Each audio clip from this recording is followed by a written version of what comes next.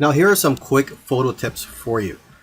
Only high quality photos are going to be accepted into stock photo sites. So if you want to have high quality photos, you need a high quality gear. So I highly recommend that you use a DSLR camera, and a plain 50mm lens is just fine. Now you're going to want to try to take pictures that are difficult for regular people to take with their smartphones. And if you are going to be using DSLR cameras, try modifying your shutter speed and try to play around with it. For example, you could try taking long exposure photos.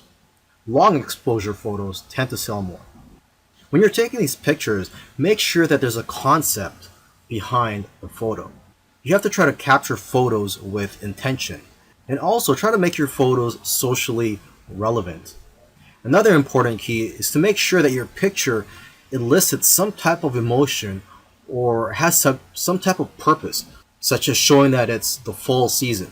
Now, photos that do well are in the niches related to food, health, beauty, fitness, money, and business.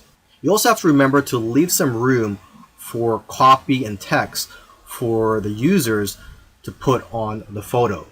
And you should know that photos are not going to be accepted if there are brands, names, or license plates in the background.